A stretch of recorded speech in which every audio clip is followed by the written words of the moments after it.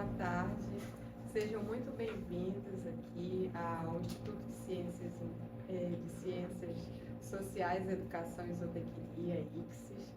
E a quem nos assiste no YouTube, bem-vindo ao canal do Neo Amazônia, que é o grupo de estudo de linguagens da Amazônia, o qual é liderado por mim, professora Ellen Picâncio. Nós estamos no terceiro simpósio Processos Educativos e Identidades Amazônicas, que é um evento que acontece em parceria com o Programa de Pós-Graduação em Educação, PPGE da UFAM, e em Parintins, no curso de Jornalismo. E também tem parceria de outros cursos, como Pedagogia, que tem no Instituto, Administração, Educação Física.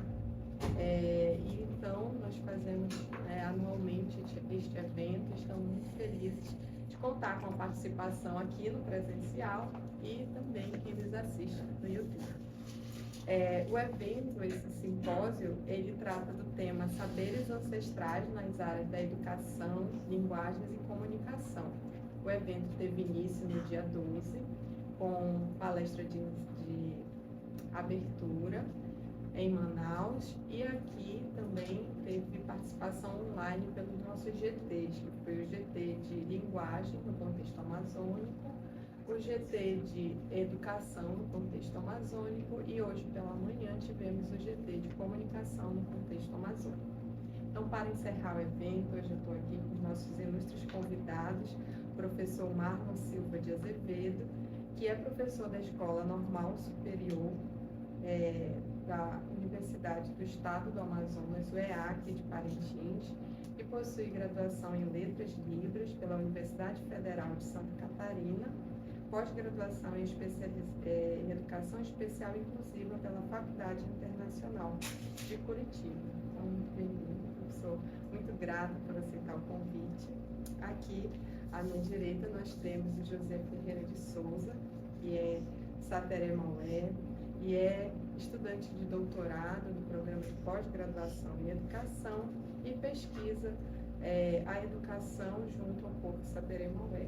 Então, Josi já tem mestrado pelo programa Sociedade e Cultura na Amazônia, da UFAM, e tem licenciatura plena em Biologia pela Universidade do Estado do Amazonas. Então, bem-vindo, Josi, para nos contribuir. E também temos a presença da professora Danilza de Souza Teixeira, que é professora aqui do Instituto. E a professora ela é mestre em Ensino de Ciências e Humanidades pela Universidade Federal do Amazonas e especialista em Libras pelo Instituto Superior de Tecnologia Aplicada e Atendimento Educacional pela Universidade do Ceará. Então, esta mesa ela tem como tema a educação especial em interface com a educação escolar indígena. Então, a ideia é justamente pensar como que os povos indígenas estão tendo acesso ao conhecimento especificamente da Libras, problematizar essa questão, porque a educação escolar indígena já é uma educação que tem um tratamento diferenciado, leis específicas e também a educação especial. Então, como que a educação especial está acontecendo neste contexto? Então, hoje a gente vai ter justamente o professor Marlon, que já pesquisa junto ao povo Sateré Maué, fez o dicionário de tradução para o Sateré Maué de Libras, o Josis, que é representante do povo Sateré Maué, relatar a experiência dele enquanto estudante, suas dificuldades e também pesquisas dentro dessa temática, e a professora Danilza também, que trabalha constantemente com o povo Sateré Maué em cursos de Libra. Então, ela vai relatar a experiência dela, desses desafios dentro desse contexto.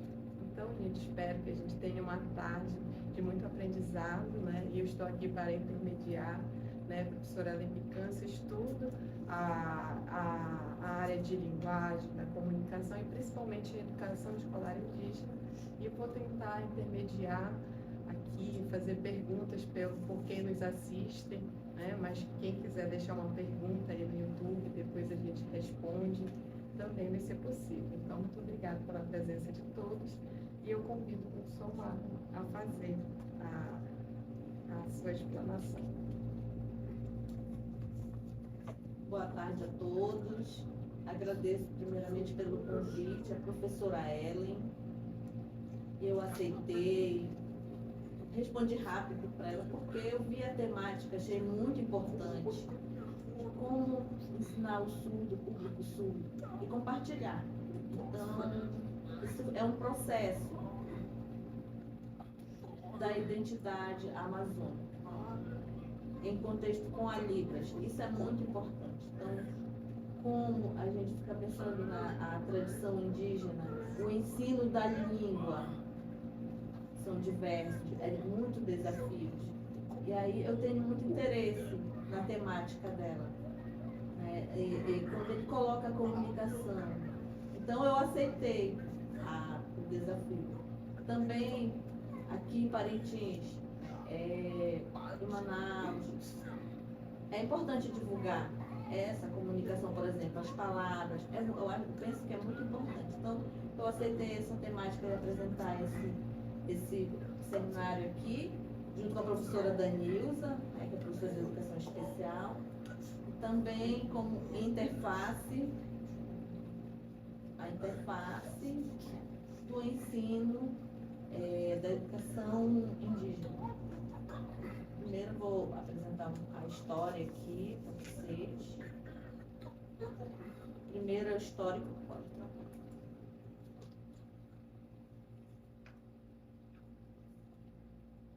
Então, essa aqui é a história. Como começou, né, no mestrado, na minha aula de mestrado.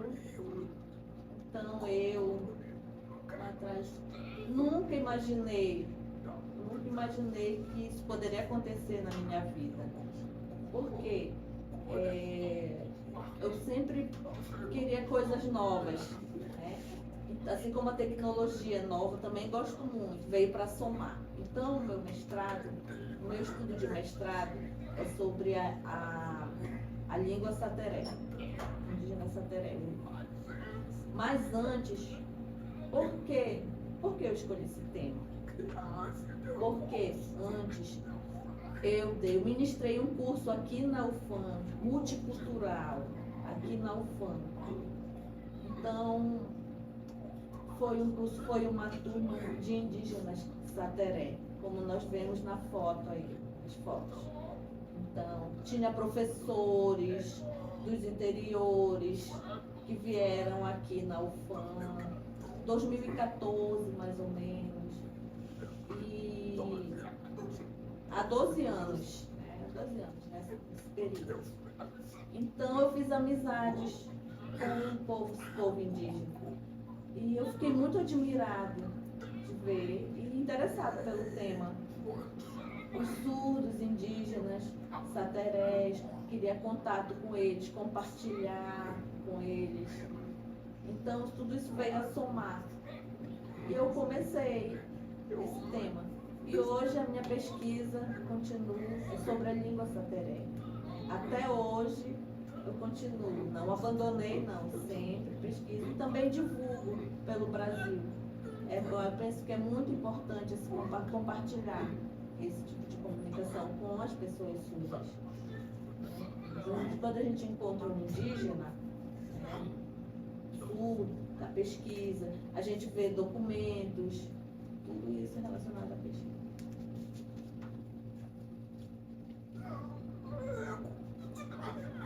Então, a linguística Sulci, indígena Sulci, 1907, 1910. Então, ele falou que a linguística, ele dedicou-se a estudar a linguística, a área da linguística. A língua, linguagem. Então, essa foi a pesquisa dele. Também, o Sulci, antes ele fez um curso na Suíça, ele publicou um curso sobre as línguas, que foi nas fases 1, 2 e 3, então foi divulgado para o mundo todo isso. Então todos os professores de linguística também compartilharam com o SUSI e, através dele, passaram a fazer essas pesquisas. Tiveram novas ideias e, assim, foram usando como referência. Então, as pessoas pesquisadoras lá de trás sempre tiveram como referência. E assim como os indígenas também. Hoje nós temos professores, o professor Josias aqui, acredito que também pegou referências nos livros do SUSI. Então, eu penso que é muito importante. A Libras hoje é uma língua. É possível pesquisar diversas, em qualquer área do conhecimento, da sociedade, então, psicologia, todas as áreas, história. A gente pensa que o mundo todo é possível ter esse estudo, divulgar esse conhecimento. Aqui, no curso de comunicação, de jornalismo aqui da UFAM, eu penso que é importante, né, os alunos, os acadêmicos tenham essa reflexão sobre a pessoa surda. Por exemplo, o surdo, a palavra surdo, como a gente percebe. Hoje eu vi na televisão, no jornal, em diversos lugares, também, não é só aqui no Fora, no Brasil, a gente vê na televisão as pessoas usando a palavra mudo. Aí eu fiquei assustada, vi no jornal mudo falando. Então, surdo e mudo, quando fala, não existe isso, não é. Na história já mudou. Isso era usado antigamente, hoje só é surdo, né? Hoje é o grupo de surdo. Então, é importante a gente consertar essas palavras, né? Mudar. Libras é uma língua, a língua do surdo. Pode mudar. A minha área de pesquisa foi o Sateré Maué. Mas a língua, toda a pesquisa, nossa, eu fiquei muito, só eu pesquisando a língua. É possível. Então, eu escolhi uma área própria para pesquisar, uma língua. E aceitei a Sateré. Eu sempre imaginei, sempre falei, imaginei usar essa língua na UEA, conversar com os alunos, discutir com os alunos de letras, levar essa discussão. Como em Parintins, aqui nós temos duas universidades, o FAM e o EA. Mas o tema, esse tema da língua espanhola, né? Ensina a língua espanhola, língua inglesa, ensina essas duas línguas na disciplina, nos cursos. Falta a língua indígena, Sateré, né? Como que acontece? Por que falta? Eu fico triste, porque antes, no curso de línguas indígenas, eu sempre levo essa discussão, converso, discuto em palestras, né? E as pessoas pedem que é importante a gente fazer essa multiculturalidade. Falta na UEA, falta aqui na UFAM, não sei. Mas seria uma ideia interessante, né? Assim, para que toda a sociedade, né, aceite a língua indígena. Então, a minha pesquisa, ela foi nas regiões de Barreirinha, Maués, Parintins, e também nas fronteiras do Andirá, Marau, que é a fronteira, onde tem os indígenas surdos, que a gente encontra. Então, mas eu parei um pouco, também porque ficou perigoso. Não é mais livre para entrar lá, não. Precisa de documento, na FUNAI, precisa de muitos documentos, pedir, é uma burocracia, isso demora. Então, a minha pesquisa, eu fiz a coleta de dados, não consegui ainda fazer, porque falta esses documentos. Também lá em Barreirinha precisa de documentos e é muito trabalho. Não? Mas eu estou sempre pesquisando sobre a língua sateré. Tem muitos indígenas, né? 8.900 indígenas sateré, muitos pela região. Então, eu verifico os materiais, mas segundo as fontes do IBGE, tem 8.500 indígenas, mais ou menos. É uma pesquisa velha, de 2010, né? Já faz tempo. Hoje já deve ter somado mais, já deve ter bem mais.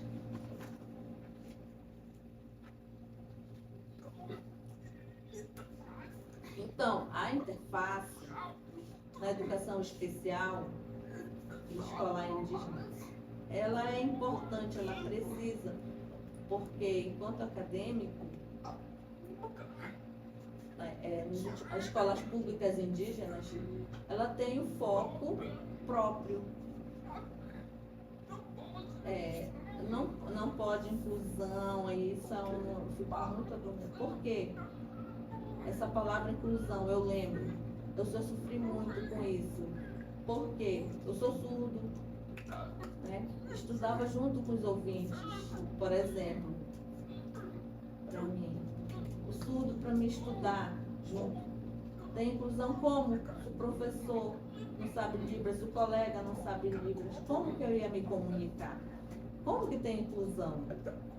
Então, a gente fazendo uma comparação com a língua sateré, inclusão tem, entenderam? Então, também, os indígenas também sofrem com esse problema de inclusão, porque muitos professores não sabem a língua sateré, a língua deles. Aqui em Parintins tem muitos alunos, lá na escola Charles Garcia, que é pela prefeitura, a gente vê muitos jovens estudando, são saterés. E inclusão tem, né? Os professores sabem a língua deles? Todos sabem? Não sabem. Então, por isso, eu não concordo muito com essa inclusão. Porque eu já comparei, já fiz uma comparação, ela não tem muito, não desenvolve. Então, eu fui nas comunidades dele. Pode trocar. Então, eu cheguei lá porque eu queria provar como que acontecia a comunicação indígena, como que o indígena aprende. Então, eu fui lá na fronteira também, Barreirinha, Maués, lá no Marau. Eu fui coletar esses dados.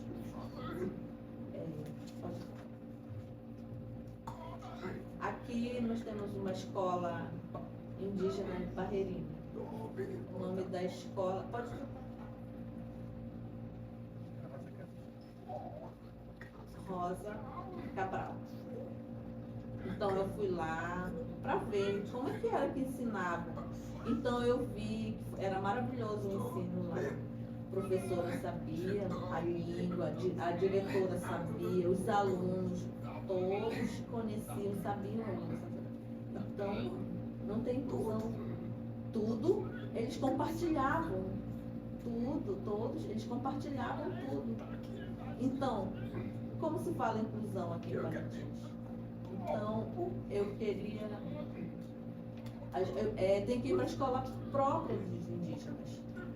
Então, não adianta fazer escolas, faz escolas, precisa fazer escolas, mas não fazem.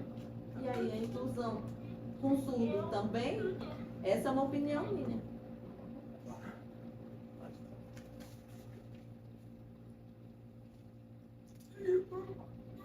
Encontrei um aluno surdo, sateré. É uma menina, a do meio, terceira menina do meio. Então a família, ela veio de Barreirinha para Parintins, porque a menina ficou doente, ficou doente, e vieram, aí me encontraram. Eles E aí eu fui lá, conversei com eles, como eu poderia ajudar essa família. E também como colocar numa escola. O nome dela é Helena, o nome da criança é Saterê, Helena. Mas ela já sofreu muito, porque os colegas não sabiam a língua dela, ninguém sabe. Então ela ficou bastante triste, eu fiquei muito triste também. Veio, e como vai desenvolver? Então, ela foi lá, 4 anos, ela estuda lá no Padre Paulo Mano.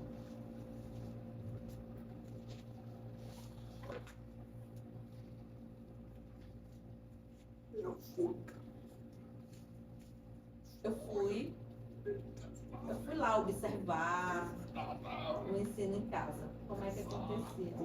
Como ficou uma família fazia com a criança, essa interação, contato. Então eu fui fazer essa observação. Ela ficou assim, apreensiva, com medo de mim. Parecia que eu era de outro país. Porque eu usava a Libras e ela nunca tinha visto. Surda nunca tinha visto a Libras, os sinais. Então ela ficou com medo, apreensiva. Mas hoje ela já conhece, já aprendeu lá na escola. Aprendeu, já escreve em português. Mas ainda falta a língua sateré. Porque a escola não tem o professor que ensina o sateré.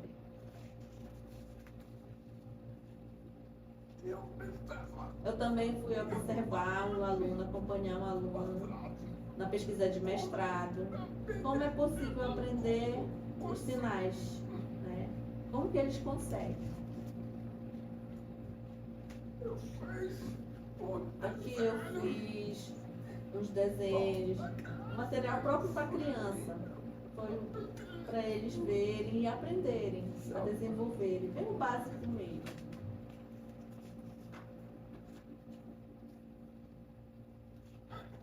O fim do meu curso de mestrado, eu fiquei pensando em produzir um material que ajudasse essas crianças, jovens, professores, acerca da língua sateré.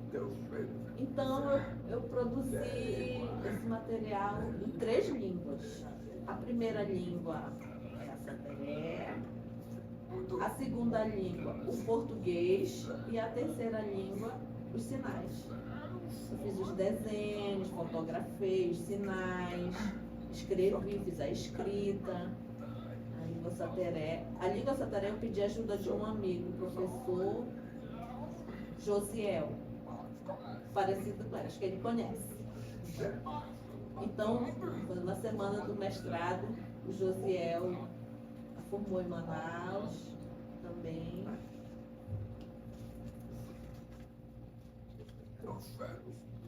E aí, então, eu produzi um dicionário, imprimi, eu esqueci de trazer o físico, ficou em casa. Mas esse é o dicionário que ajuda as crianças, professores, nas formações também, em língua sateré. Então, é muito bom, material muito interessante. Também aqui nós temos o alfabeto, para fazer uma comparação de como, né? Então, se for no projeto, em Libras, mais a língua sateré, português, então, ainda está no projeto.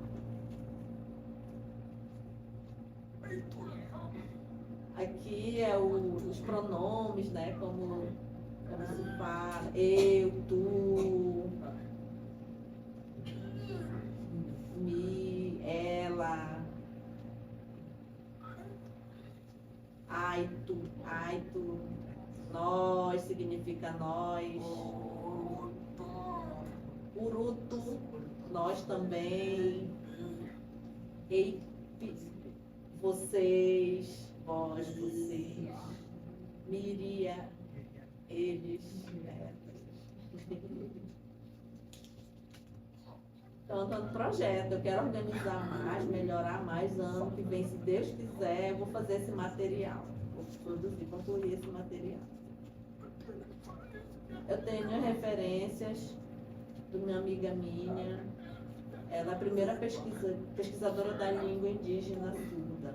Então, é a professora Elaine.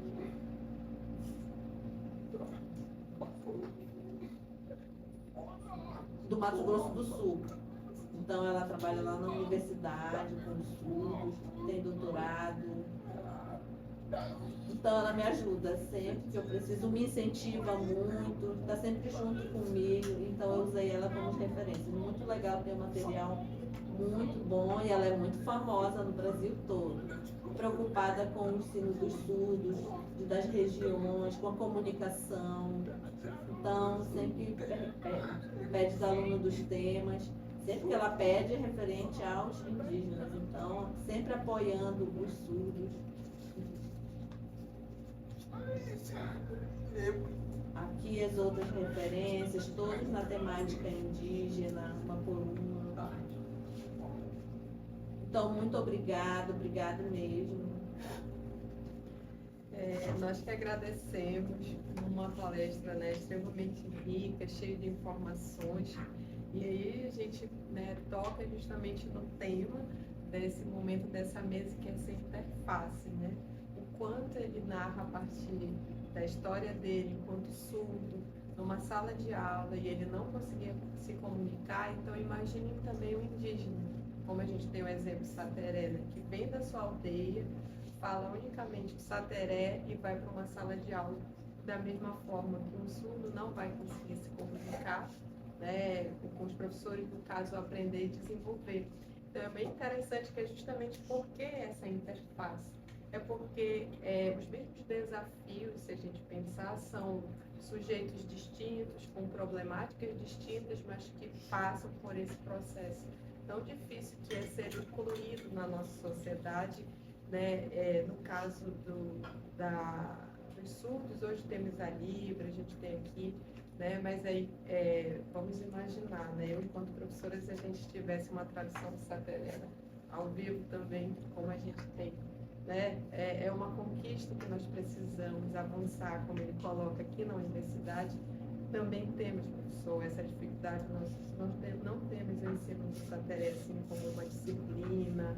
Há alguns cursos, que inclusive é o Josias que vem aqui ministrar, que são esporádicos, né? Não é algo fixo, e que deveria ter, justamente porque a nossa região, né, aqui temos o povo Sateré e o Amazonas como um todo tem diversos povos. Então, assim, o nosso evento é justamente para refletir, né, a educação no contexto amazônico precisa incluir as línguas indígenas, né, os surdos, e desenvolver estratégias que é no campo da comunicação. Por isso é um diálogo muito importante com o curso de comunicação, para pensarmos, né, justamente oficinas online, ou trazer, como ele coloca a sugestão da professora, fazer essa rede de pesquisa se fortalecer e crescer. Então, para quem nos escuta aí no YouTube, estamos à disposição, pode acessar o canal do Neo Amazônia. Vamos deixar nos comentários o e-mail do professor Marlon também, para ser alguém aqui no grupo de pesquisa, fortalecer essas pesquisas na Amazônia.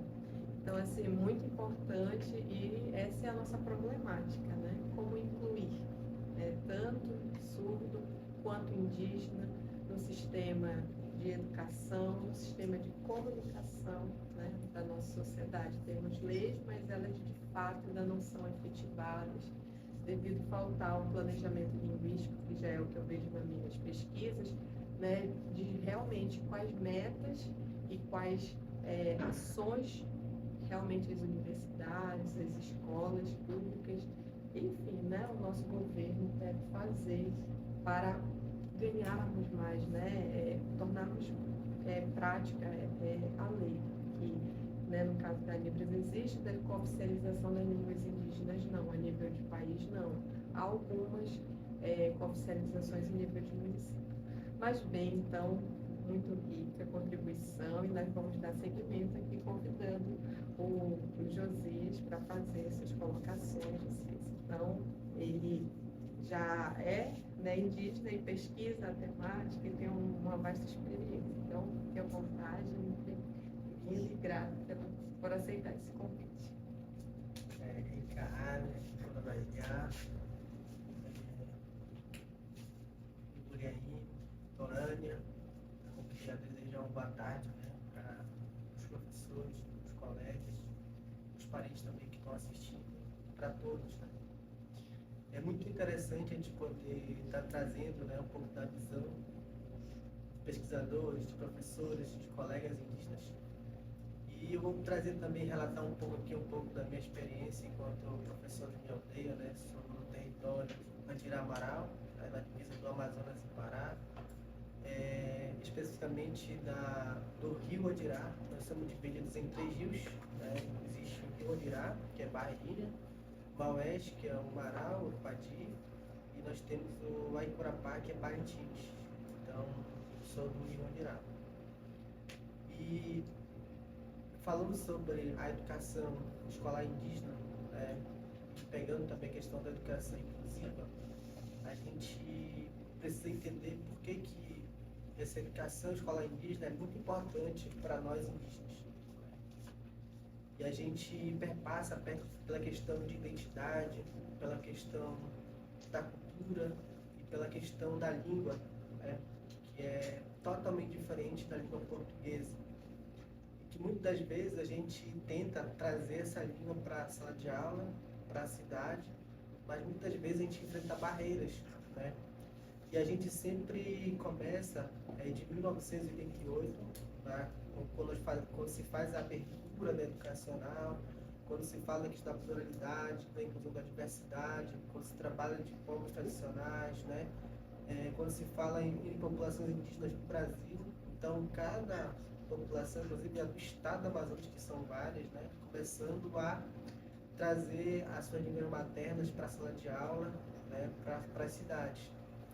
Então, se trabalhando dessa forma, a gente começa a pensar em uma escola de fato indígena, não uma escola onde tem os indígenas, uma escola de fato indígena, com professores de fato também indígenas, não só professores reconhecidos pela lei orgânica dos seus municípios, né, como está na própria Constituição. Então, a gente consegue na lei, né, as escolas indígenas, consegue na lei professores indígenas, mas efetivamente a gente está em luta ainda da efetivação disso, né, da garantia da cidadania orgânica dos nossos municípios. E a gente vem trabalhando, né, bem recentemente, já sempre existiu, mas bem recentemente, o projeto político pedagógico indígena, que abarca justamente essas especificidades, que a gente tenta fazer com que os nossos alunos, os professores, tenham essa formação direcionada, né, tanto para a questão da questão bilíngue, né, da questão da educação inclusiva, mas é uma coisa que está em processo de construção, né, é uma novidade. Eu ouvi sobre a preocupação do professor na questão da Libra, né, na questão de ensinar o Sateré-Maué, né, ensinar a língua materna, a língua indígena, e também essa a nossa preocupação. Tanto é que quando a gente estava trabalhando na questão do próprio Plano Nacional de Educação, que agora findou, nós estamos renovando, uma de nossas propostas é justamente levar Libras com a interface indígena, né? Então, eu sou um dos delegados que vou estar nacional defendendo essa proposta, né? Inclusive, no nível de Estado, nós estávamos debatendo justamente isso. E agora eu vi realmente o relato do professor que foi para a área, mostrou, né? Mostrou as fotografias, mostrou que foi mesmo, né? Que trouxe essa demanda. E realmente, não só aqui, mas também em todo o Estado, também, eles estão também levantando essa mesma proposta, essa mesma bandeira. E entrar também nas aldeias indígenas para fazer pesquisa também é muito burocrático, né? Inclusive para nós, estudantes, pesquisadores, nós precisamos fazer também todo esse ritual, né? É uma questão de burocracia justamente para a gente tirar as informações, trazer essas informações. E eu, enquanto professor, né, também pedagogo da minha comunidade, a gente percebe que nós precisamos avançar. Nós precisamos de formação para os nossos professores indígenas. Nós precisamos que os alunos eles tenham esse entendimento que é por lei e que eles precisam realmente, né? E a gente não tem. E como é uma novidade para nós, que está em processo de construção, eu tenho, né, uma experiência bem recente, mas que já aconteceu alguns anos atrás, de um aluno, na contação de um, que ele não falava, né, e se comunicava em forma de desenho. E muitos professores, colegas já tinham me falado desse aluno, mas eu nunca tinha me aproximado, por causa que ele era de uma outra comunidade vizinha. E recentemente nós fizemos um trabalho, né, para fazer questão de arte, de desenho, de como que os alunos estão se comunicando na comunidade, na sala de aula. E eu fiz um convite para esse aluno, né? E ele foi realmente lá. Ele não fala realmente e também não sabe Libras, né? Mas ele tem a comunicação própria que ele desenvolveu através do desenho. E tudo que ele quer, né, ele vai lá na areia e desenha. Aí, inclusive, nós levamos os papéis, né, as canetas, né, próprio para desenho. Ele faz belíssimos trabalhos, né, mostrando o que ele pensa, como ele se comunica, né, como que ele consegue conversar com outra pessoa, né, através de desenho, que foi uma técnica que ele desenvolveu. Agora, a gente ficou pensando, se ele tivesse um atendimento especializado, se ele tivesse profissionais capacitados para estar indígena, para estar desenvolvendo essas habilidades dele, né, onde ele estaria. Então, não é porque ele não sabe falar que ele não tem um potencial, né? Ele tem, porque ele desenvolveu. Inclusive, eu trouxe algum desenho dele, para eu ter trazido aqui, né, para mostrar o desenho dele. Eu tenho desenho dele. Então, para a gente entender como que a educação escolar indígena também, ela faz parte também, né? Ela também faz parte dessa educação inclusiva, voltada para a população indígena, especialmente para o povo Sateré-Maué. Então, nós temos essas demandas, nós temos esses alunos, né? Mas também nós carecemos, nós precisamos de profissionais, né? Nós, da educação escolar indígena, também, bem recentemente, nós recebemos informação. Nós somos egressos do programa de formação do Magistério indígena chamado PROINDES, pela UEA. Na UFAM, nós temos a licenciatura em Política Educacional e Desenvolvimento Sustentável, né? Que é a POCET TCM e o FON. Então, nós somos egressos desse programa, né, justamente para tentar trabalhar essas habilidades, na questão da língua materna, na questão das pedagogias indígenas, dos modos próprios, né, de educar, na questão de criação de materiais bilíngues. Então, esse curso, ele não só trazia para as aldeias indígenas, mas ele trazia também não indígena. Era 70% indígena e 30% não indígena, quer dizer, era mesclado, né? Então, ali, as aulas eram traduzidas em Sateré-Maué, Escarinhano, em Baniwa, e também traduzidas na língua portuguesa. Quer dizer, era uma forma de tentar trazer todo esse conhecimento e que nós tivéssemos conhecimento de um outro povo, né? Como que eles trabalham as suas metodologias. Então, foi muito enriquecedor. Então, fazendo um paralelo com a minha pesquisa de mestrado, né, com a minha tese que eu estou construindo agora, a gente percebe que de 2010 a 2012, a 2014, houve um grande avanço. Enquanto as comunidades indígenas tinham apenas o ensino médio, profissionais, professores do ensino médio, e a Iauara, normal superior, hoje nós já temos profissionais na área da graduação, né, na questão de licenciaturas. Já mudou o quadro. E eu vim de uma comunidade chamada Ponta Alegre, o professor mostrou a foto aí da Escola Rosa Cabral, né, que é uma das maiores comunidades. Nós temos 4 maiores comunidades, né, que é Ponta Alegre, Longotuba, né, Curuatuba e Vila Nova. São 4 polos, né, grandes, são comunidades grandes, que têm demandas de alunos. Então, esses profissionais, eles precisam estar capacitados. Então, bem recentemente, a gente recebeu essa formação específica e que nos habilita não só a estar na sala de aula, nas aldeias, como também estar na sala de aula da cidade, né, que é o PROIND. Então, essa é o meu relato, né, enquanto professor, pesquisador, e dizer que nós temos esse público, né, reforçado, mas que nós precisamos de profissionais especializados para isso, né? Nós não temos. Na cidade também já existe. E quando se fala também de educação escolar indígena, a gente pensa muito em aldeias, mas os nossos indígenas também eles estão na cidade. Então, nós utilizamos outro termo chamado indígenas em contexto urbano.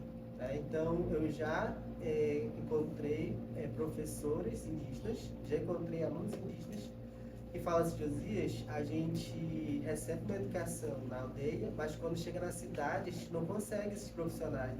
Aí nós precisamos lutar de novo para ter dentro da sala de aula professores bilíngues para estar ministrando aulas para esses alunos que são bilíngues. Então, se eles sabem a língua sateré e estão aprendendo a língua portuguesa, então são alunos extremamente inteligentes, né? E que eles precisam também desses profissionais, né, bilíngues dentro da sala de aula. E que ajuda também não só o professor indígena, mas também ajuda o professor não indígena, que aprende e também recebe bastante conhecimento. Então, a educação escolar indígena é essa mescla, né, essa junção, essa coxa de retalho, que também está em processo de construção, e a educação inclusiva ela faz parte.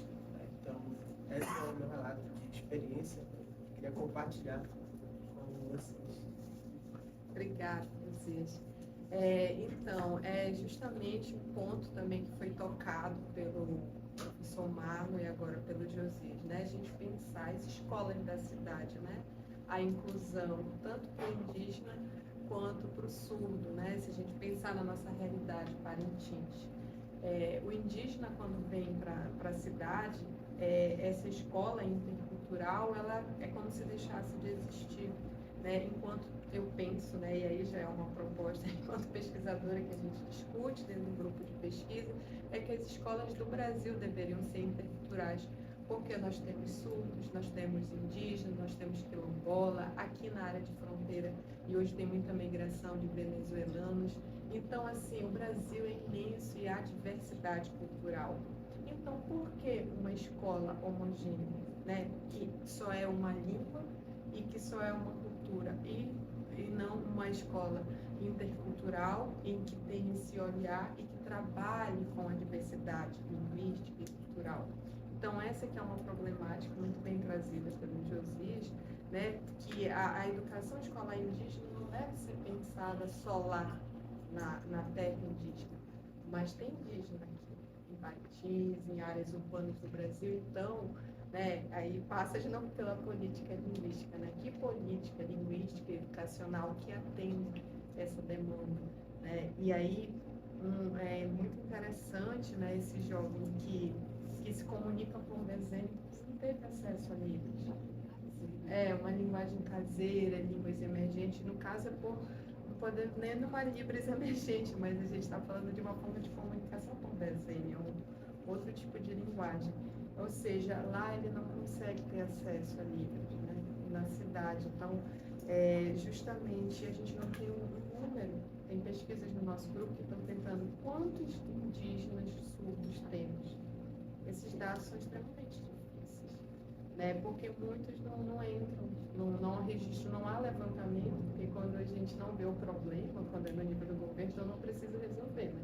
Então, infelizmente, são dados sobre levantamento sociolinguística, levantamento sobre indígenas surdos que nós carecemos, né? Então, muito obrigado por essa colocação, esse relato de experiência, né? Que serve para a gente pensar justamente nesses desafios, né? E nós, enquanto pesquisadores, universidade, nosso grupo de pesquisa, e todos que se interessem pelo campo, estão nos vendo no YouTube, podem se debruçar em pesquisa e unir força com quem já faz um trabalho tão bom quanto o professor, o Josias, professor também. Mas para dar seguimento, né, ao nosso debate, e quem tiver sua pergunta, por favor, pode ir no presencial escrever ou depois vir aqui falar, e também deixar no nosso canal, que nós vamos responder assim que possível. Então, professora Danilza, que é a professora de Libras aqui do Instituto, também uma larga experiência. Inclusive, o seu projeto, com certeza, de doutorado é nessa área, se já quiser falar um pouco. Então, a senhora está com a palavra, e, por favor. Então, boa tarde a todos, os que se encontram presentes, os nossos participantes do YouTube. Eu sou Danilza de Souza Teixeira, né, como a professora já apresentou, eu sou professora aqui do Instituto. E dentro das nossas atividades, na universidade, a gente desenvolve os nossos projetos de extensão, né, que são projetos que fazem um elo com a comunidade, nos ligam à comunidade, ou levam a universidade para a comunidade, e nesse ano a gente vai desenvolvendo as nossas atividades junto com a comunidade. No final de 2021 e início de 2022, a gente ainda estava vivendo aquele processo da pandemia, né? E eu projetei, fiz um planejamento de uma extensão para professores da área urbana, mas não para a área indígena. E nesse período eu tive contato com a coordenação de educação indígena aqui de Parintins, da CEMED Parintins, e eles nos convidaram para organizar um projeto, né, que levasse o ensino de Libras para os professores da área indígena. No momento eu fiz o redirecionamento daquele projeto que aconteceria para professores aqui na área urbana, que não eram professores indígenas, e levei o projeto para os professores indígenas. E é bem interessante porque o convite ele não foi da universidade, né? Ele partiu da comunidade. E aí a gente vê a necessidade da comunidade que sentia a necessidade de conhecer a língua, né?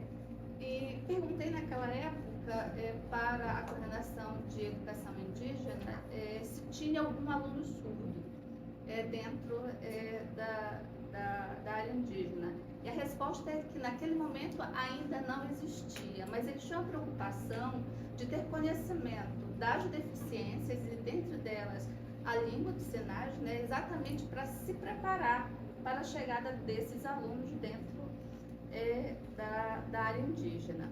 É interessante também que nos documentos que eles me passaram da lista de professores, é possível verificar que não tem na área indígena pessoa com deficiência, mas na área urbana, nós já temos alunos com deficiência, porque na perspectiva inclusiva, né, a pessoa com deficiência, ela vai para a sala de recursos e sala de aula comum. Então, se eu tenho um aluno da área indígena dentro da sala de recursos multifuncionais, isso quer dizer que dentro dessa escola, dentro do sistema escolar, nós já temos alunos indígenas com deficiência. Mas também foi possível identificar por meio desses documentos que existe um professor da língua sateré dentro da área urbana que ensina para os alunos indígenas, né? Então, assim, a gente tem dentro da sala de recursos esse profissional também. Algo que me chamou bem a atenção, porque nesse sentido nos mostra que o município, de alguma forma, está tentando atender esses alunos dentro da área urbana. Verifiquei também nessa documentação a formação desses professores, que é em nível médio, né, é o magistério indígena, e tem professores também com graduação. Tá? Quando a gente traz a questão do ensino da Libras para professores, né, ou para as pessoas ouvintes, eu costumo falar mais para pessoas ouvintes, porque eu penso que todo mundo tem que aprender. Todas as pessoas devem aprender, porque, como disse o Marlon, né, há uma barreira muito grande, né, porque a pessoa não consegue se comunicar, né, então ali há um entrave muito grande.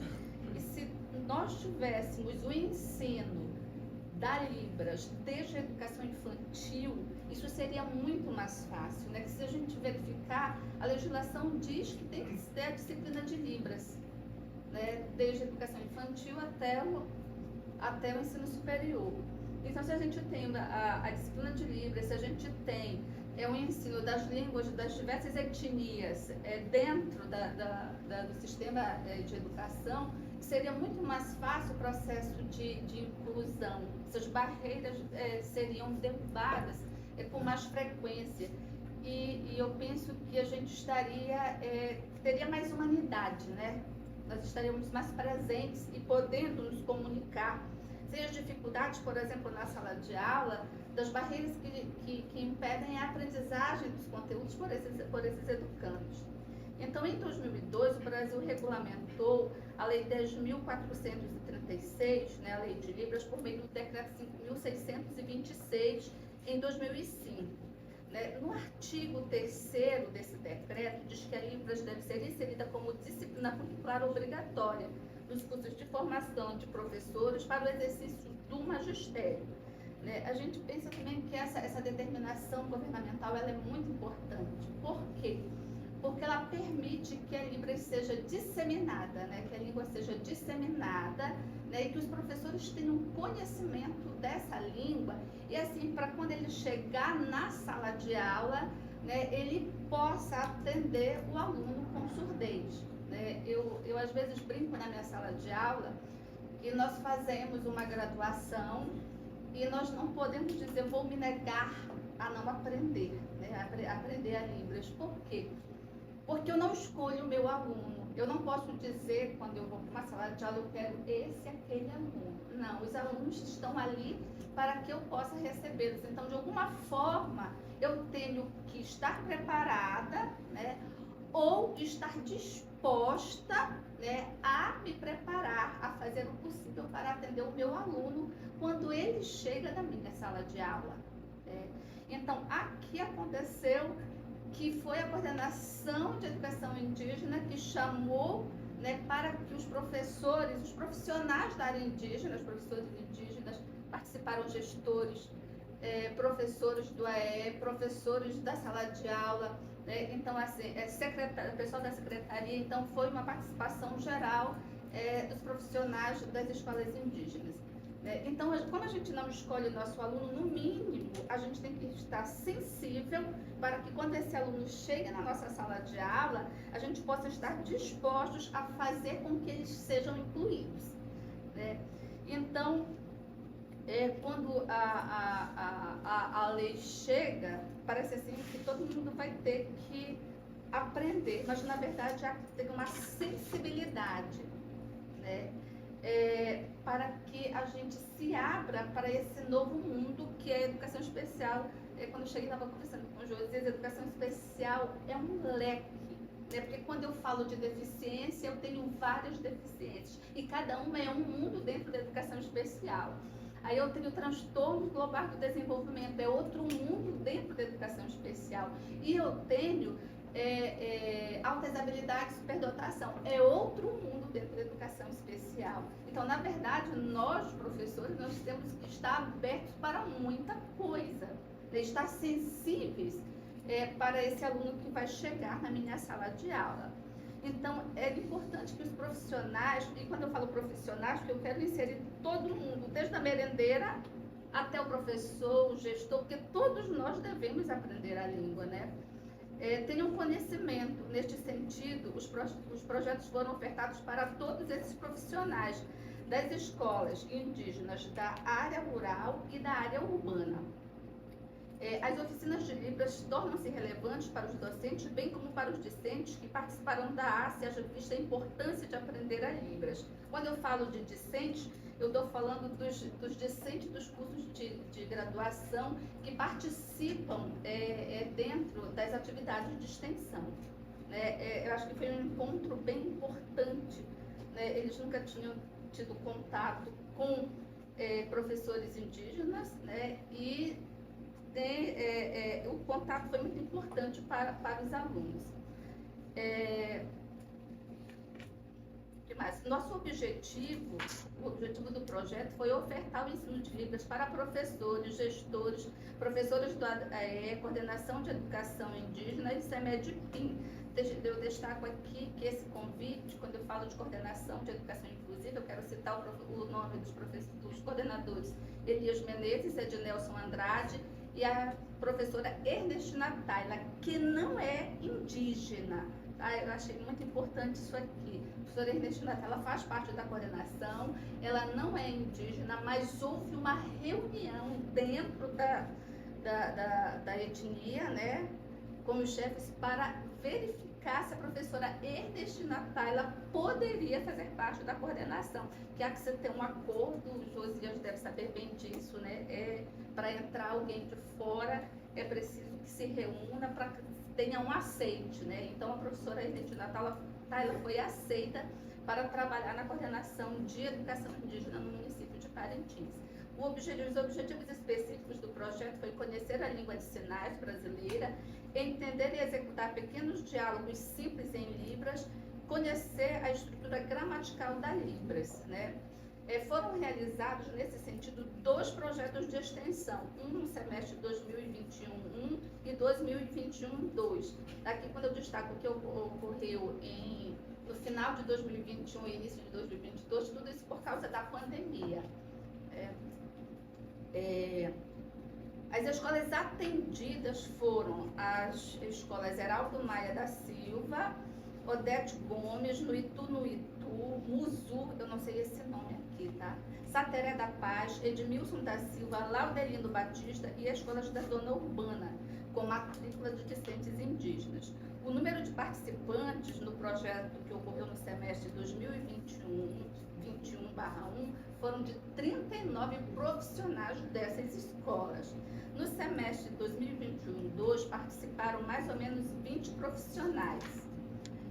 Os projetos foram realizados nos dias que os participantes, né, que os indígenas vinham receber os proventos dele, né, que era o único momento que a gente tinha. Então, a todo final de mês, nós nos encontrávamos mais ou menos na quinta, sexta e sábado, no horário matutino, vespertino e muitas vezes no horário noturno. Então, havia toda uma programação para que nesse momento a gente pudesse estar livre para participar com eles, porque eles estavam lá na comunidade e eu não conseguia ir na comunidade, né? Então a gente tinha que usar os meios que estavam disponíveis para que nós pudéssemos nos encontrar. E era só no momento que eles vinham receber o salário. E uma das dificuldades também era a questão da locomoção deles, né, para eles chegarem na escola. No meu planejamento seria aqui na UFAM, mas a gente não conseguiu porque eles não tinham transporte, aí vinham a pé, né? E a coordenação de educação indígena, nesse momento, ela entrou em ação e eles conseguiram a biblioteca municipal, a escola Charles Garcia, né, que nos cedia os espaços disponíveis para que a gente pudesse realizar o projeto, no sentido de facilitar o acesso desses profissionais nesses espaços que eram mais perto do porto, né, que eu digo da Francesa, da rampa do mercado.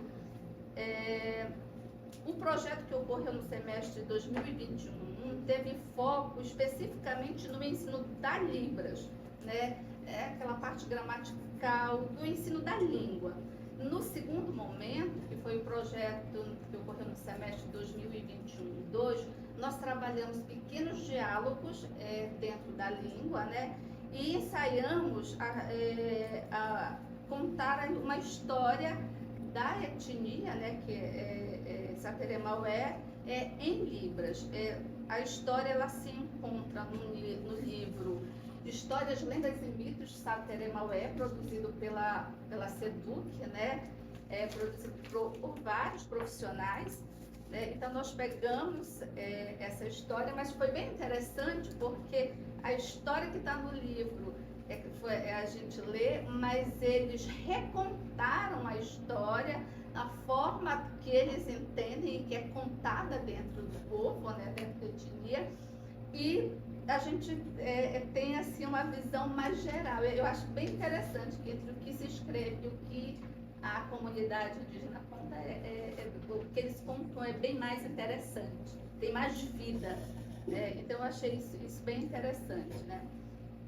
Então a gente colocou essa história, né, essa lenda em Libras. Nós fizemos um ensaio, na verdade, porque o nosso tempo foi bem curto. Quanto à experiência que eu tenho, assim, foi ímpar, porque foi um contato maravilhoso. Eu trabalhei na CEMED Parintins nos anos de 2007 a 2012. Visitei várias comunidades na área rural, mas eu nunca cheguei a ir na área indígena, né? Nunca consegui chegar lá. Sempre tinha alguma coisa que impedia. Mas foi bem importante para mim esse contato. que suscitou, a partir desse contato, né, uma prospecção de novos projetos, por exemplo. Mas não sou eu penso que contar as histórias, verificar as histórias, colocar essas histórias em libras, fazer esse contato. Olha, por exemplo, eu não tenho o livro do Marrom, toda vez que eu quero comprar eu não consigo, né? Eu ainda não tive acesso, né? E eu penso que isso é bem interessante, né? Que se a gente pudesse colocar essas histórias, Marrom já deu o passo inicial, que é ter o livro trilingüe, né, da língua da Sateré, do português e da Libras. Eu acho bem interessante esses ensaios, porque aí a gente consegue propiciar, não na sua totalidade, mas iniciar um processo de inclusão. Porque inclusão é um mundo que está no início, eu sempre digo que está no início, né?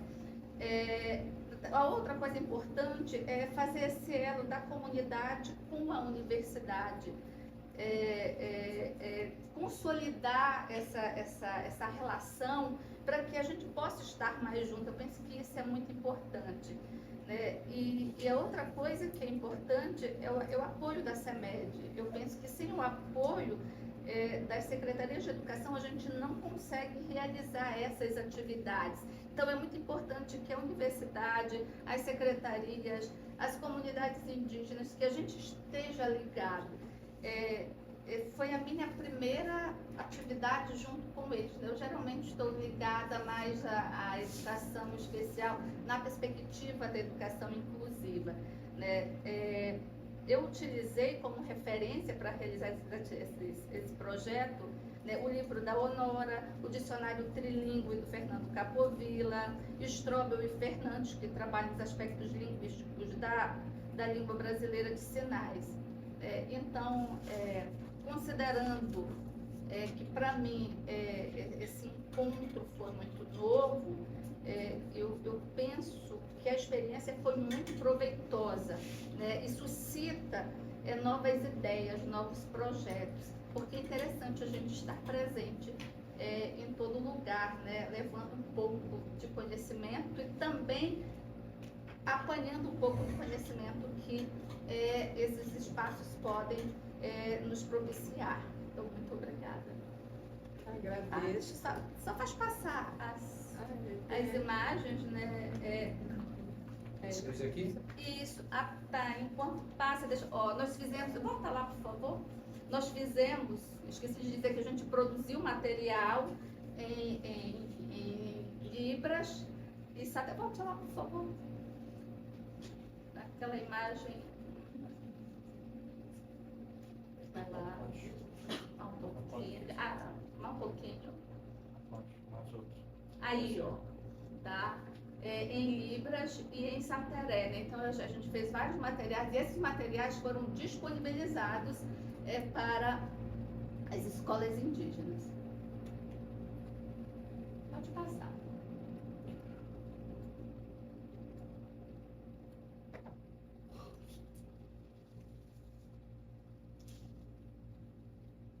Então é isso.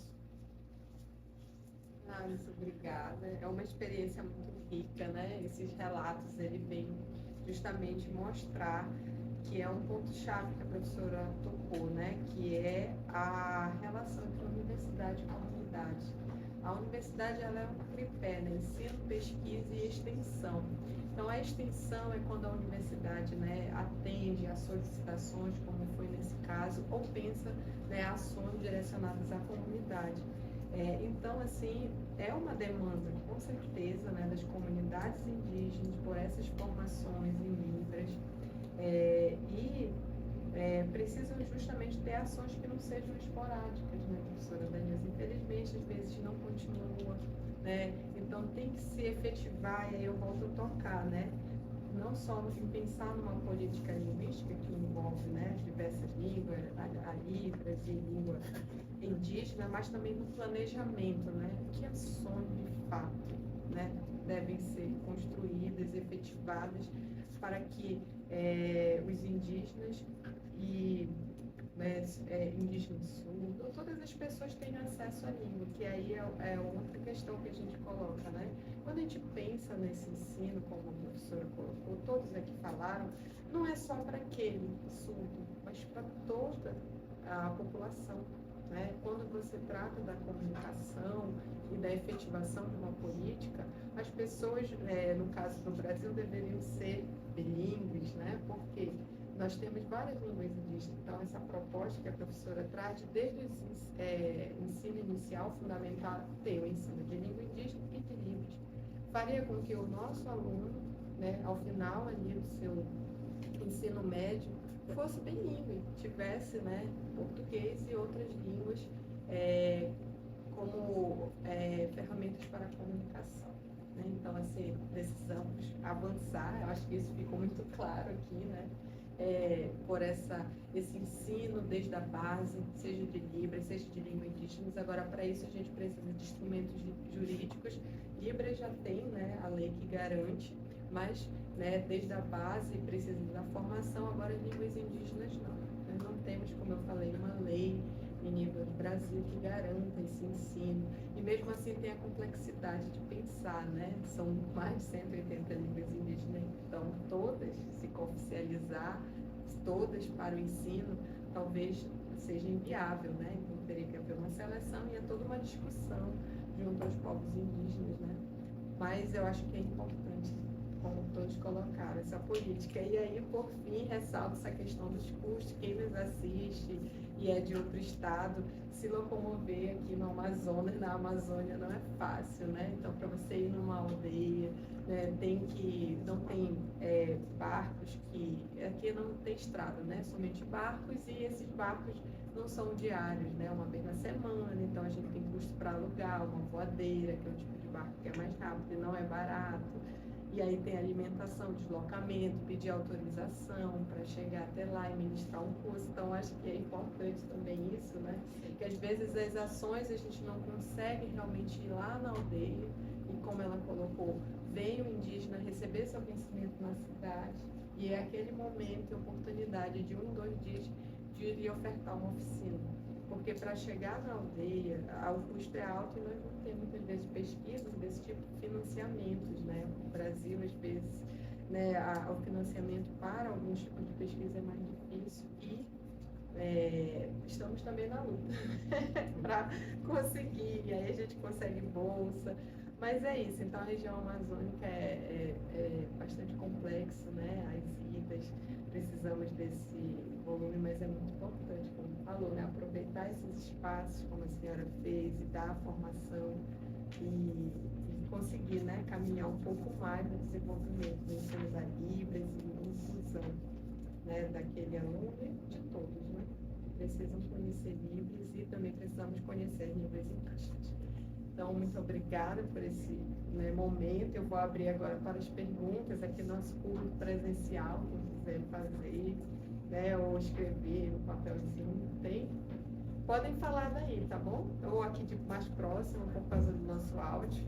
Se quiserem aparecer aqui na nossa live, pode vir mais à frente. Pode dizer o nome, o curso, tá bom? Boa tarde a todos. Então, eu me chamo Carlos, sou acadêmico de História da UEAT no 8º período e também já atuo na área da Libras. Então, eu acho bem interessante esse diálogo, principalmente falar da educação indígena e língua de sinais, porque é um campo que vem aumentando a cada ano. Eu acho bem interessante a pesquisa do professor Marlon, porque ele vem trazer exatamente essa preocupação com os indígenas surdos, né? Ele traz esse produto no mestrado, que é esse dicionário trilingüe, que vai ajudar o surdo quando chegar na cidade e vai ter esse contato com as duas línguas totalmente diferentes da dele, porque há uma discussão bem grande aí com relação à língua indígena de sinais. Hoje nós temos registrado no Brasil a língua Sena, que são de comunidades indígenas ali, e que foi criado, que não é língua de sinais, não é a Libras. Então, a pergunta que eu tenho para o professor Marlon como foi para ele, enquanto pesquisador, chegar lá, essa dificuldade, porque a gente vê ali uma barreira linguística entre ele, como alguém que sabe a língua de sinais, e o surdo que não sabe a língua de sinais se comunica com sinais emergentes, sinais ali próprios do seu dia a dia.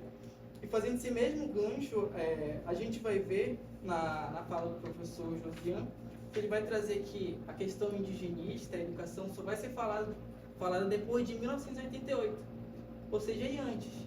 A gente vai ver muito essa questão mais histórica ali, essas visões estereotipadas sobre o indígena, principalmente o Dia do Indígena, que é tratado pelas escolas ainda com uma visão estereotipada. E a gente vai ver a questão, porque eu tenho amigos indígenas, na universidade está formando comigo também uma amiga indígena, e ela conta exatamente esses preconceitos.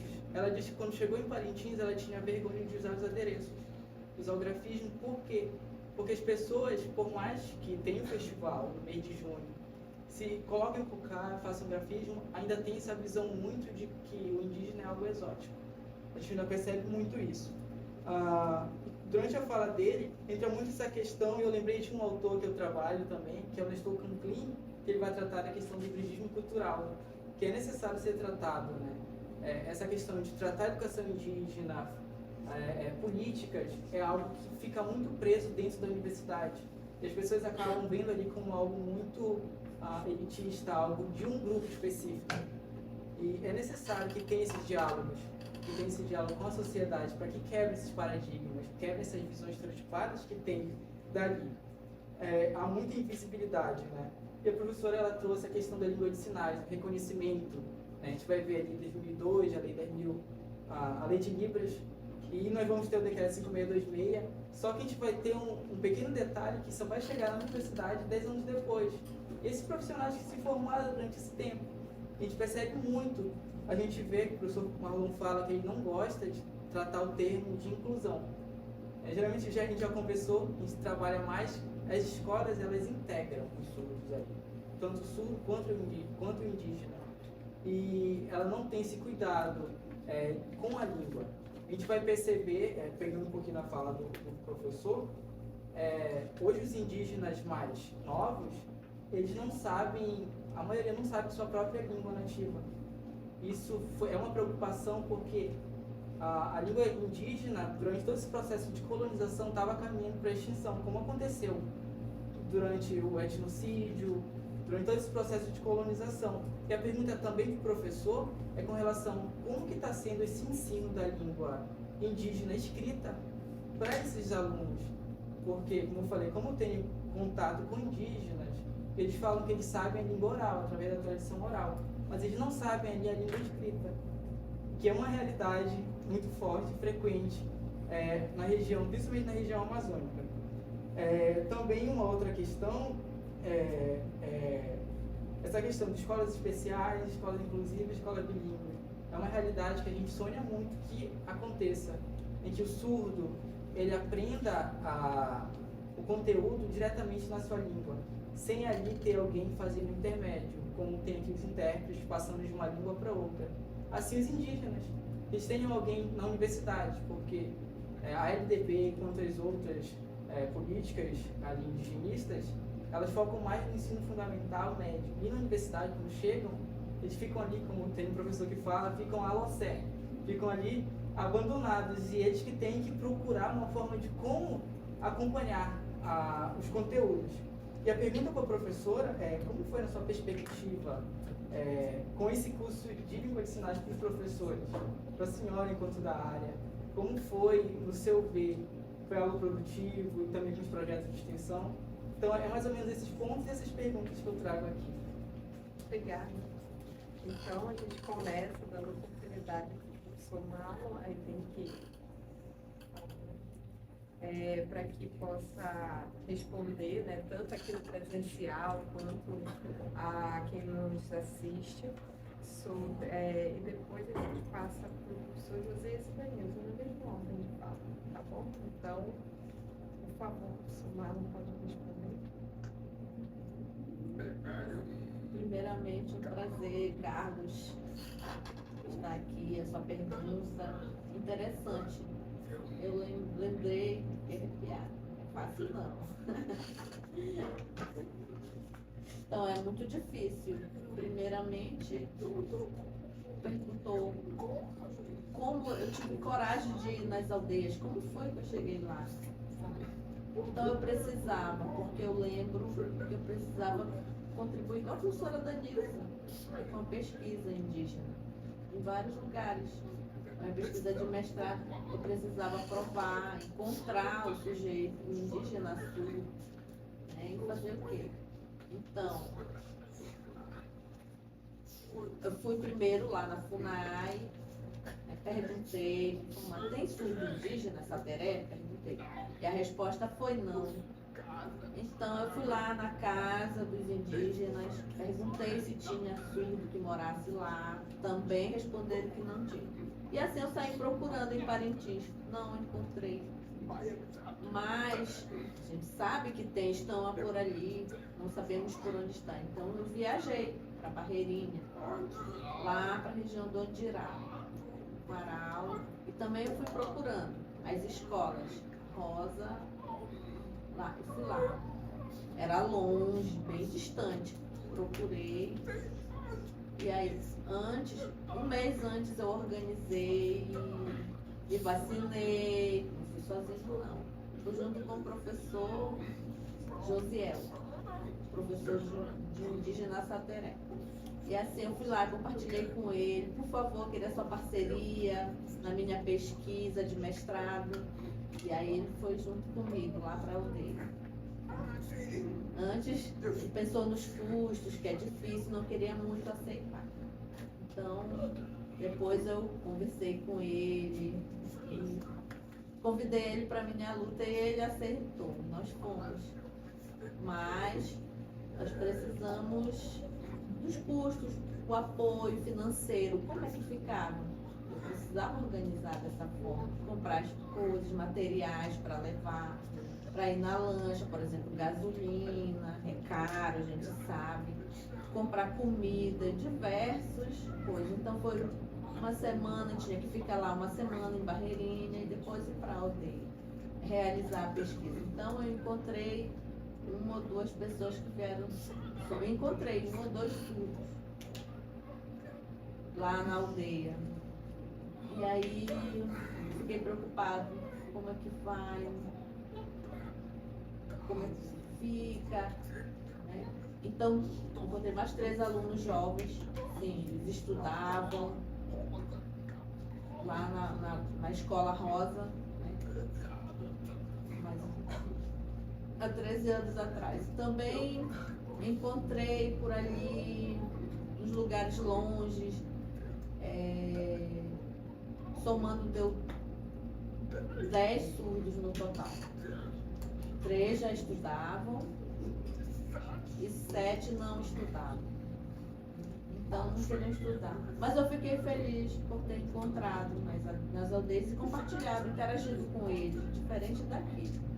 Né? Lá eu encontrei a inclusão, eu vi eles felizes, eles estavam assim, quietinhos. Aqui não, eles ficam sem a comunicação. Lá no interior de Barreirinha, na escola, é um ensino próprio na língua deles. Então, professora, todos interagindo na língua sateré. Então, foi maravilhoso. Também, lá na FUNAI, não tem esses dados, não tem os dados atualizados. Segundo o IBGE também. Fui lá também, perguntei, tem surdos? Não tem, não sabiam. Porque da última pesquisa, de 2010, hoje é 2023, então são 13 anos, não tem esses dados atualizados, não tem dados documentados que possam provar, então também atrasados. Então é isso. Eu fiquei muito interessado em ajudar, né? Porque eu acho muito importante o ensino da língua. Eu fiquei lá olhando, observando eles, os indígenas surdos, como é que eles se comunicavam, a língua deles, qual é que eles usam. Tem línguas se eles tentavam falar, oralizar. Era só através dos gestos. que eles faziam. Então, não tinha esse ensino da língua. Eu fiz o dicionário, dei para o professor, para ajudar que eles pudessem aprender. Hoje eu não sei como é que eles estão lá nas aldeias. Não sei. Talvez já aprenderam, já desenvolveram, já estão num desenvolvimento bem melhor, mas foi bem difícil. Parecia que não tinha mesmo a comunicação. Por isso foi meu incentivo para fazer o dicionário. Obrigada, né? Então, para vocês, né, verem, tanto que no presencial, quem nos assiste, que é difícil, os dados não conversam. Quem é pesquisador, tanto de línguas indígenas e agora que aprenderam com o professor, que pesquisa também na área de surdos, os dados não encontramos fácil numa prefeitura e nem no site INEP, né? Às vezes não representa uma realidade. Então, é muito importante, né, esse levantamento, como ele fez, ir atrás e ter essa vontade, que a logística, né, de locomoção e de custo é muito alta aqui no Amazonas, né, na Amazônia como um todo, para se locomover. Então, é maravilhoso, o professor vai deixar o contato dele, já está convidado para o nosso grupo de pesquisa, se quiser vir somar com os projetos do Neo Amazônia, e você também que nos ouve, os alunos que estão aqui presentes, de fazer esses encontros e debater a questão.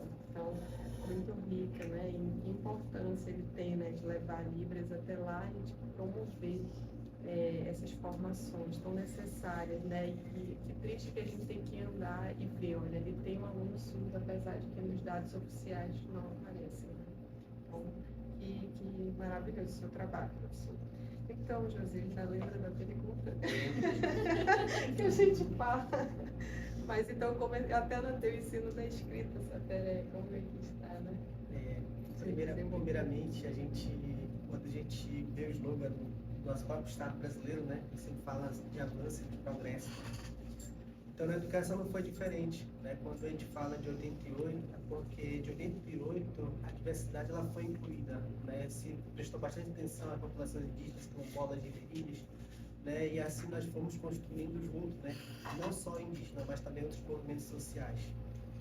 E antes disso, a nossa educação estava muito atrelada à questão do militarismo, né? Inclusive eu publiquei um livro chamado Capim da Circulane, que é a FIM, né? Eu tenho um livro que vocês podem procurar, falando um pouco da minha comunidade, sobre essa trajetória, ligada à educação do SPI, né? Do Serviço para a Educação Indígena, que recebe essa herança. Então, praticamente, os professores que saíam da cidade para a aldeia, eles iam ensinar só a língua portuguesa e a matemática, porque para eles a língua materna não era importante. O que eles queriam é que o indígena aprendesse o português e a matemática e fosse civilizado. Civilizado é saber falar bem o português, usar roupa, né? Entrar no sistema e deixar a cultura de lado, porque é uma cultura selvagem, né? Tá na aldeia, né? Questão de essa herança que se tem, né? Então, a partir de 88 isso muda. Inclusive os próprios indígenas, em vez de ser público, ele começa a ser protagonista, né? Pedindo uma escola, pedindo professores, pedindo que se reconheça os modos próprios de ensinar, de educar, né? Então, pedindo a língua materna. E o nosso grande desafio hoje é justamente fortalecer a língua materna, porque a língua materna é que tem as histórias, né? Que se coloca as estratégias, né? De como viver em sociedade. Então, o que eles queriam é que a gente parasse de falar língua materna para esquecer a nossa cultura, né? Então, esquecendo a nossa cultura, a gente perde também o nosso território, porque está ligado, né? Saúde, educação, né? Questão de proteção do território, eles são únicos para nós, né? São um tripé, mas são únicos para nós. Então, é justamente isso. E hoje, né, a questão do ensino da língua, nós temos os professores bilíngues que vão para a sala de aula, ministram, e essas aulas, elas são colocadas no currículo como um idioma estrangeiro. E a gente tem que optar entre a língua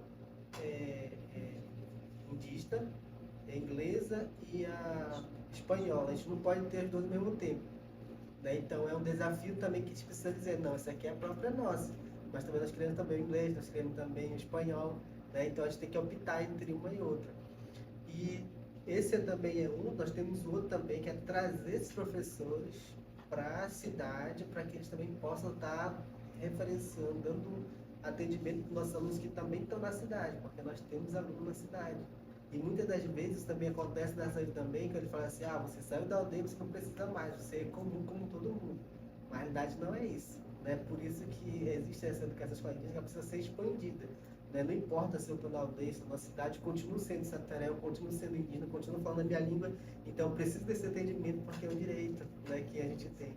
Então, assim como acontece na questão da Libra também, né? Então é um direito que o aluno tem, que ele precisa, além de garantir para ele, né, a gente precisa também cobrar.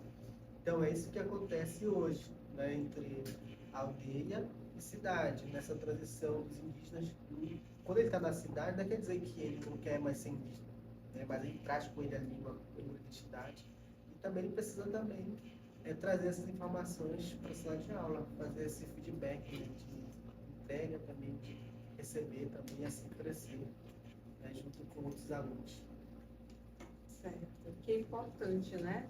Então, a gente pensa e está dentro do núcleo, né, até discutindo a propostas mesmo de planejamento, e hoje a gente vê, né, como quando necessário seria uma secretaria de políticas linguísticas. A gente tem, né, pensado muito na educação escolar, mas quando a gente tem uma diversidade de línguas no Brasil, seria muito importante essa secretaria para tratar dessa demanda, né? O indígena está na cidade, ele continua sendo indígena, ou seja, o venezuelano que está aqui, o japonês, ninguém perde sua identidade, e há uma oferta de ensino, se a gente pensar, né, fora do país, e de outros idiomas, e por que não das línguas originárias que são, né, daqui dos povos originários do Brasil.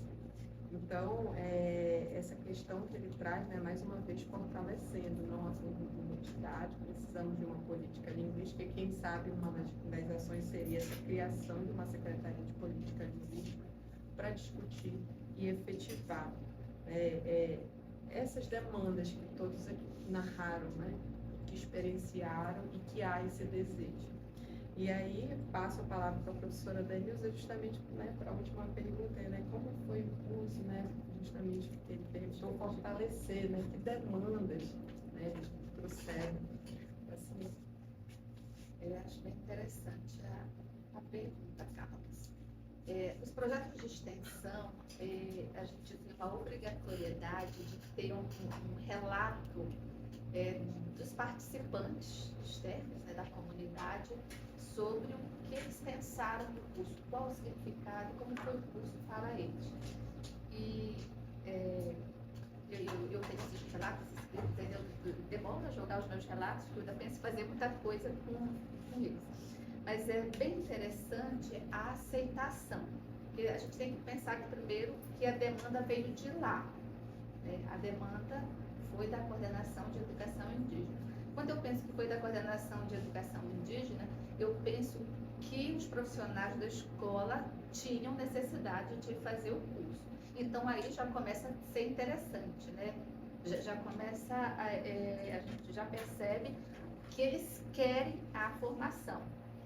Eles querem porque eles pensam que uma hora ou outra vai ter um aluno com surdez, vai ter uma pessoa com surdez. E eles querem se adiantar para quando esse aluno chegar, eles já possam ter noções, né? Noções da língua de sinais. Então, os relatos, eles colocaram nesses relatos que a formação foi muito importante, né, para que eles tenham essa ideia da língua de sinais, que eles tenham esses conhecimentos básicos para enfrentar essa realidade a hora que ela chegar. Então, eu penso que como foi uma demanda de lá para cá, a perspectiva deles foi muito grande.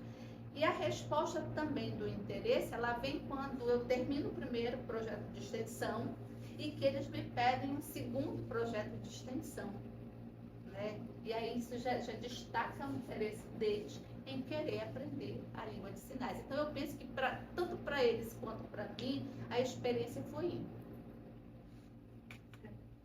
muito importante, né? E a gente vê justamente, por exemplo, a pessoa, eles querem aprender para atender, e não necessariamente só o indígena surdo, mas qualquer surdo. Porque esse professor indígena pode vir trabalhar na cidade e ele vai ter um público surdo. Então, Então, quando a gente fala dessa expansão, tanto do aprendizado da língua, porque imagina um indígena que só fala sateré e tem necessidade de um atendimento no hospital. Como ele vai se comunicar? É a mesma questão do surdo. Ele chega no hospital, o médico não sabe Libras, ou não tem ninguém lá. Então, como é uma necessidade básica a comunicação, né? Então, por isso, quando a gente pensa, Libras tem que estar dentro dos serviços públicos, de maneira geral, assim quanto a línguas indígenas, porque tem Yanomami que só fala Yanomami e ele vai ao hospital, ele vai ao banco, ele necessita não só estudar, que a gente tem muito isso dentro da escola, mas em qualquer setor da nossa sociedade no Brasil, ele vai precisar se comunicar, né? Então, vejam a necessidade da expansão, né? E como eles, né, solicitam, é uma demanda social. E a gente, como universidade, tem, né, os pesquisadores que nos escutam, né, trabalhar e fazer ações para esse futuro. Então, pode falar, eu ia abrir, mas pode continuar. O Carlos e o professor Marrom, eles abriram um leque, uma questão que está relacionada à educação especial na perspectiva inclusiva mesmo, né? Eu acho bem interessante essa colocação do surdo ser integrado, Carlos. Em 2008, em 88 sai a Constituição. Em 96 a gente tem a LDB, né? E aí a gente vai tendo a regulamentação de algumas normativas, né, que vão sustentando esse processo inclusivo. E a gente vê nesse momento a saída do aluno da educação especial, da escola específica para a escola regular, né? E foi um processo muito dolorido, né? Um processo dolorido para a família, para os alunos, para os professores. Eu não digo para os professores da escola específica, mas para os professores da escola comum, né? Porque eu tenho que lidar com outra realidade que eu não estava acostumado. E agora, por força de lei, eu tenho que atender. E eu fiz minha pesquisa, não da minha pesquisa, é o surdo entre o real e o imaginário. Eu pesquisei Parintins, né? A perspectiva inclusiva mesmo, como é que estava a área urbana e a área rural. E por incrível que pareça, assim, eu sinceramente achei, até a pesquisa, que o processo inclusivo para surdo estava acontecendo. Mas eu tive um impacto muito grande com a resposta que a minha pesquisa teve, né? Porque, assim, realmente, eu não sei nem se é um processo de integração. Porque no processo de integração, pelo menos, eu vou estar ali, o professor vai estar lá, eu fui intérprete Brandão, e pelo menos tinha um intérprete em sala de aula. A gente não tinha formação, acho que hoje o processo de formação ele é bem mais interessante, né? Porque hoje a gente vê inúmeras faculdades, inúmeras universidades ofertando curso. A gente em Parintins fez um processo ao contrário, né? A gente começou lá na prática e veio para a teoria e veio aprendendo devagarzinho, né? Esse processo foi meu, foi de todos os professores que compunham naquela época o Paulo Humana. Mas a educação de surdos, na perspectiva inclusiva, sinceramente, hoje ela não ocorre no município de Parintins. Não sei nem se está integrado. Ele está dentro dessa escola, porque nos processos seletivos para o monitor, por exemplo, que o monitor do município é um intérprete, só a Leni tinha formação. Só a Leni tinha formação. Os outros, principalmente da área rural, eles estavam lá. Quando a gente traz isso para a cidade, é a mesma coisa. E aí a gente vê todo esse déficit, né? Educação escolar indígena, educação de surdos, né? A própria educação de outras deficiências. Então, assim, esse processo, ele está em construção, ele é difícil e a gente tem que vencer muitas barreiras para que essas comunidades que têm a sua identidade própria possam ter esse acesso à educação, né? Daquilo que elas precisam e que vai atender a sua necessidade. Então, é bem interessante. Obrigada. A gente tem pergunta aqui do público presente. Tem? Então, se quiser aparecer aqui na nossa live, dos online, depois o professor diz o e-mail, a gente posta para ter. E antes só da pergunta, só para eu lembrar, né, a gente tem um canal do Neo Amazônia, que é neo.com.br, que lá tem muitos trabalhos. Já faço também o convite ao professor Marlon para postar o link desse dicionário dele, trilingue, e da professora Danilza também, dessa sua pesquisa de mestrado, para a gente disponibilizar para dar acesso, né, e conhecer os trabalhos.